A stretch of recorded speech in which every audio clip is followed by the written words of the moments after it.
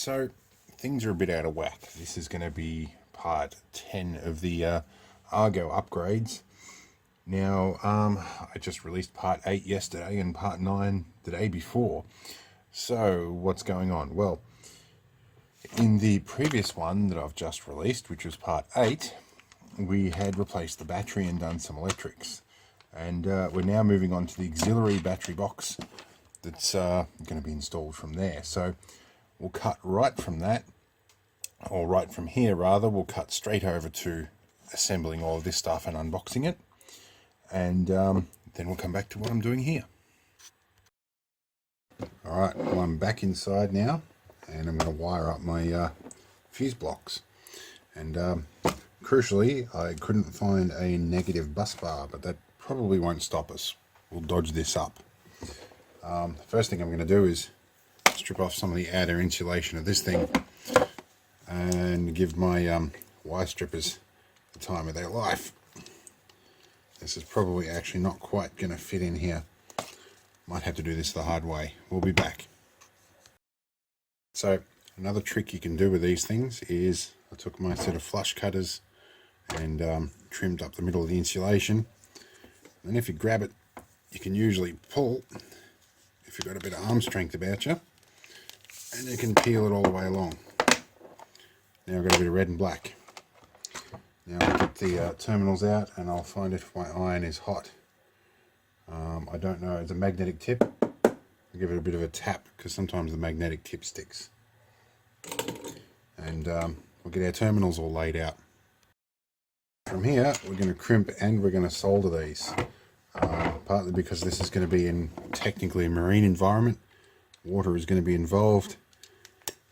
And I like to make sure that things are tinned.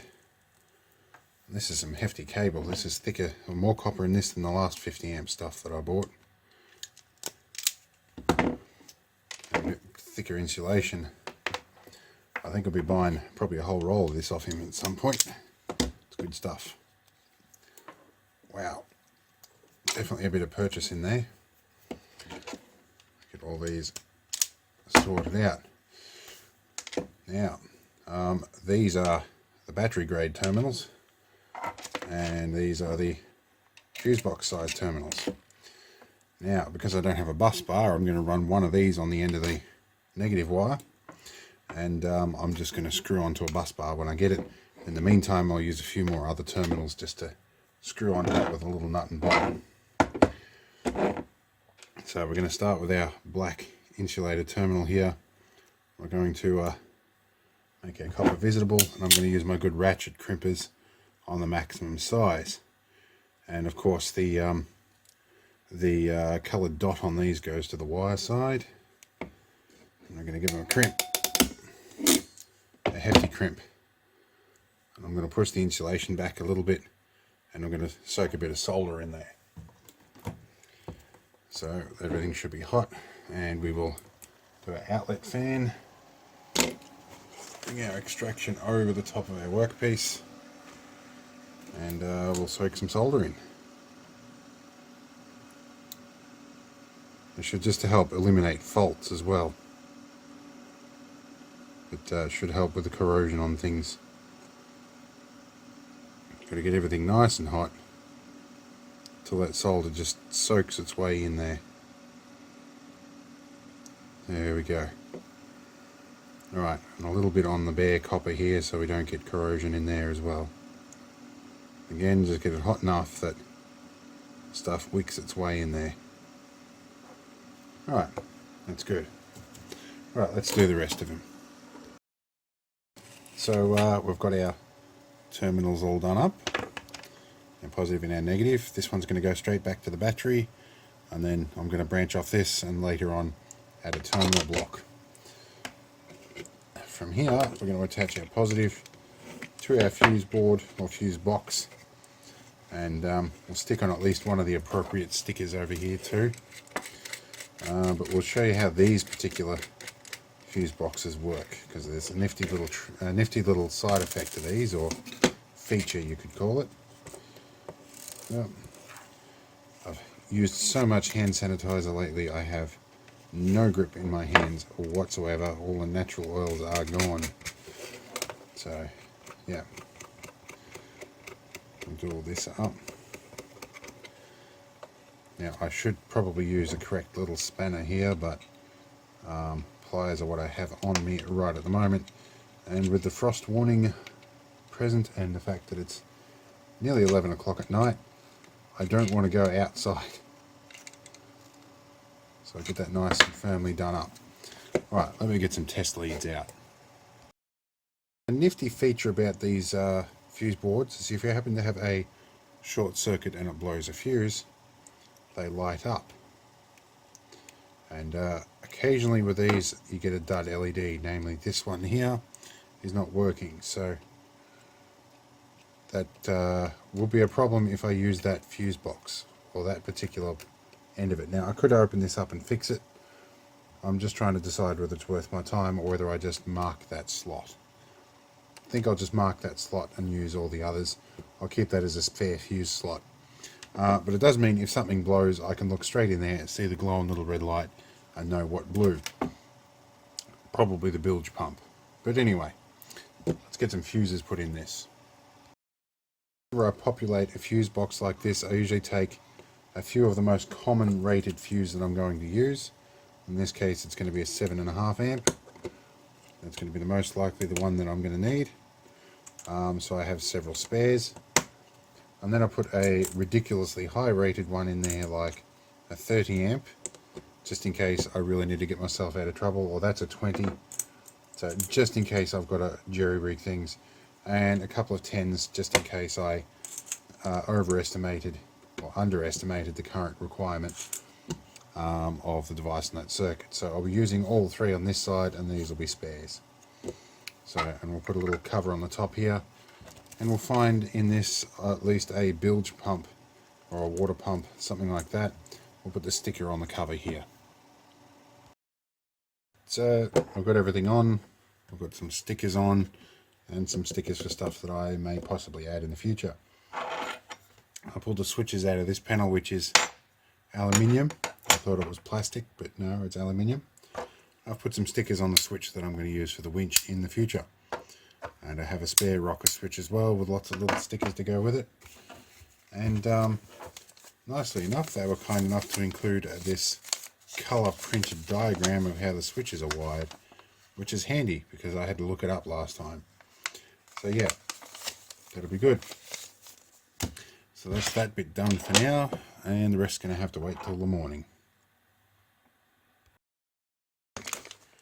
So I had a bus bar show up, or at least I had to go and get it. Lockdown's eased up enough that I'm free to go and get this stuff.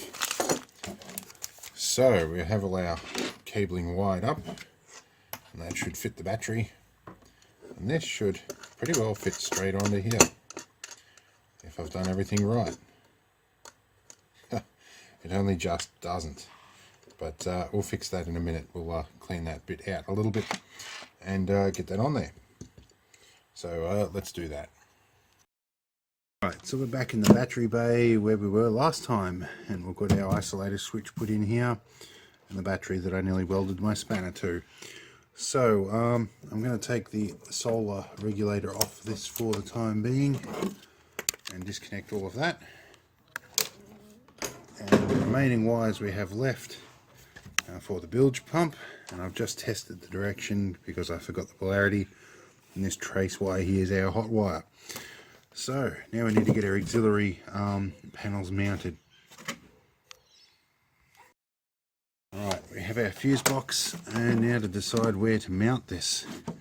I had thought in here might be good because this wall is facing away from the fuel tank and it's easily accessible. Anything around here is kind of risky because there's a fuel tank behind all of that. I could chuck it way up over here, but I'm out of range of most of the other stuff and it won't fit that way flush. So down here is about the only safe spot. So I figure if I mount it down here and I drill a hole through into that wall and then I put screws in from the other side, I don't have any pointy screws hanging out. So let's do that with a 3mm drill bit. Alright, I'm going to pick an arbitrary hole to get the first one mounted, and then we'll work on the rest after that. Right. Now we have to use 3 hands, which is not great because I've only got 2. And I need to find that hole from the other side. There it is. If we line up for that, I might be able to get it through. And I have no depth of perception from this angle. And I have to juggle around the seat. See if we can do this without interrupting the camera. Now I've got to make some guesswork for the driver as well. We're lucky if that hangs there. Oh. Don't tell me I've got a Phillips bit instead of a Robertson. This is always the challenging bit. I'm going to leave this in here because... There we go, I think I'm in.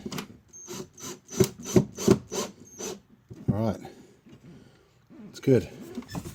Now to see if I can get a couple more in there.